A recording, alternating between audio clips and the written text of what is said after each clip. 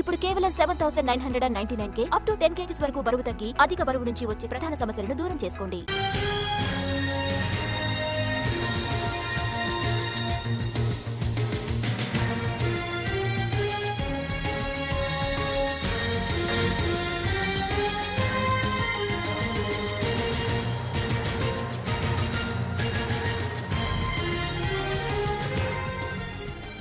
Telangana speaker పై సుప్రీంకోర్టులో court ధిక్కార petition దాఖలు చేసింది బీఆర్ఎస్. ఎమ్మెల్యేల పార్టీ ఫిరాయింపులపై 3 నెలల్లో చర్యలు తీసుకోవాలని సుప్రీంకోర్టు ఆదేశాలు ఇచ్చినా ఇప్పటికీ పూర్తి చేయలేదంటూ కోర్టును ఆశ్రయించింది బీఆర్ఎస్. అయితే ఈ కేసులో విచారణకు మరింత సమయం కావాలంటూ ఇప్పటికే సుప్రీంకోర్టులో పిటిషన్ వేసింది స్పీకర్ కార్యాలయం. ఆ పిటిషన్పై విచారణను వచ్చే సోమవారానికి వాయిదా వేసింది సుప్రీంకోర్టు ధర్మాసనం. దీనికి సంబంధించి పూర్తి డీటెయిల్స్ అందించడానికి మా ప్రతినిధి రాజు ఢిల్లీ నుంచి లైవ్ లో సిద్ధంగా ఉన్నారు. రాజు,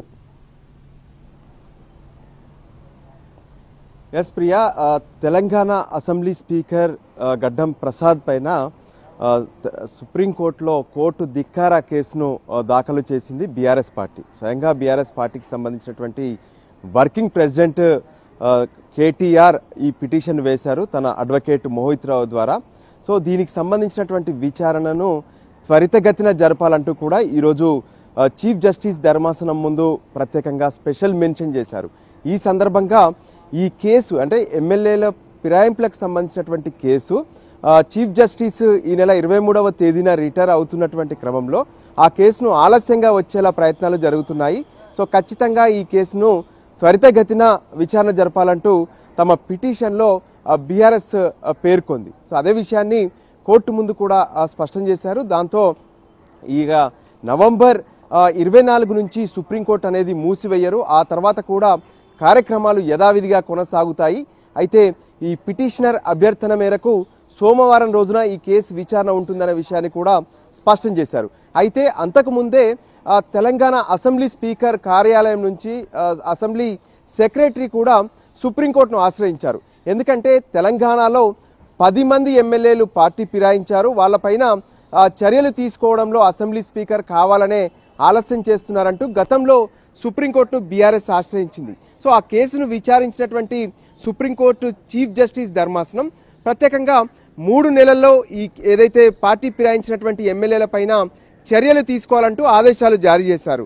అంతేకాదు ఈ 3 నెలల్లో ఎవరైతే ఎమ్మెల్యేలు స్పీకర్ ఇచ్చేటటువంటి నోటీసులకు రిప్లై ఇవ్వకుండా ఆలస్యం చేయాలనేటువంటి ప్రయత్నాలు చేస్తే వాళ్ళపై ఎటువంటి చర్యలు తీసుకునేటువంటి అధికారం స్పీకర్కు ఉంటుందనే విషయాన్ని కూడా ఆ సమయంలో స్పష్టం చేశారు.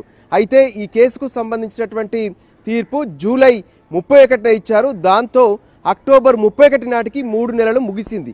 సో ఆ 3 నెలలు ముగియడానికి 5 రోజుల ముందే అటు స్పీకర్ కార్యాలయం సుప్రీంకోర్టులో ఏ విధంగానైతే పిటిషన్ దాఖలు చేసింది, ఆ పిటిషన్లో ఇప్పటి వరకు ఈ ఎమ్మెల్యేలకు సంబంధించినటువంటి విచారణను అసెంబ్లీ స్పీకర్ చేస్తున్నారు. మొత్తం 10 మంది ఎమ్మెల్యేలకు నోటీసులు ఇవ్వగా ఇప్పటికే 4 ఎమ్మెల్యేలకు సంబంధించినటువంటి విచారణ పూర్తయింది. మరో 4 ఎమ్మెల్యేలు కూడా ఇప్పటికే రిప్లై ఇచ్చారు. వాళ్ళ విచారణ కూడా పూర్తి చేయాల్సినటువంటి అవసరం ఉంది. సో అందుకోసం మరింత సమయం పడుతుందంటూ ఇప్పటికే స్పీకర్ కార్యాలయం కూడా పిటిషన్ దాఖలు చేసింది. వాస్తవానికి ఇప్పటి వరకు స్పీకర్ కార్యాలయం వేసినటువంటి పిటిషన్ ఈ వారం శుక్రవారం రోజున విచారణ జరగాల్సి ఉండింది.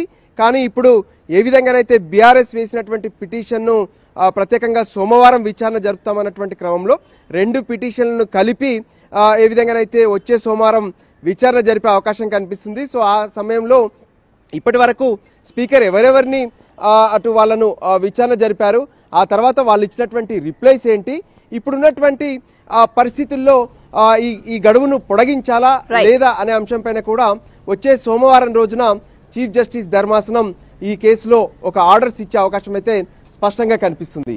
Priya. Right Raju, thanks for the